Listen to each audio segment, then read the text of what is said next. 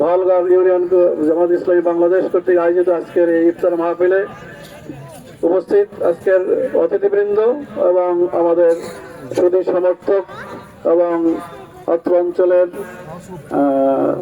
রোজাদার ভাইয়েরা সকলের প্রতি সালাম। আসসালামু আলাইকুম ওয়া রাহমাতুল্লাহি ওয়া বারাকাতুহু। রমজান মাস একটি সুন্দর মাস, পবিত্র মাস। তো এই মাসে আল্লাহ রাব্বুল আলামিন কোরআনে কারীম নাজিল করেছেন এই মাসটাকে নাজাতের জন্য, মাগফিরাতের জন্য এবং রহমতের জন্য নাজিল করেছেন।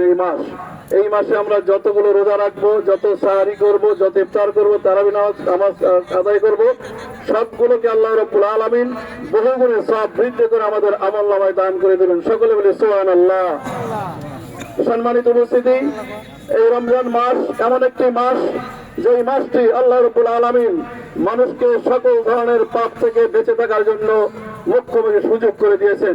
বাংলাদেশে, এদেশে সকল অঞ্চলে প্রতিটি খোঁজ খবর আমরা নিয়ে যা দেখেছি যে এই মাসেও, পবিত্র মাসে, এত একটা রহমতের মাস, বরকতের মাস, এই মাসেও আমরা দেখেছি যে যারা দুর্বৃত্ত, তাদের দুর্বৃত্ত এখনো কমেনি, বরঞ্চ আমাদের মাঝে ছোট ছোট মেয়েদেরকে নৃশংসভাবে অত্যাচারিত করে খুন করে চলেছে।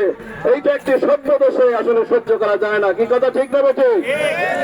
এইভাবে যদি আরো চলতে থাকে তাহলে আমাদের আসলে এমন কিছু করা উচিত যে যাতে করে সকল সমাজের অসভ্য লোকগুলোকে শিক্ষা দেওয়া যায়। এটা যদি না করা যায় তাহলে হাজারো রমজান আসবে, হাজারো রমজান চলে যাবে, কিন্তু আমাদের চরিত্র কোনো পরিবর্তন হবে না। আমরা ইফতার সেহরি খাবো, সবকিছু করবো, বরকত হবে, সওয়াব হবে, মাগফিরাত হবে, সবকিছু হবে, কিন্তু এই দুর্বৃত্ত দিগকে যদি আমরা নিবৃত্ত করতে না পারি তাহলে দেশের সামাজিক অবকাঠামো, সামাজিক অবস্থা ধ্বংস হয়ে যাবে।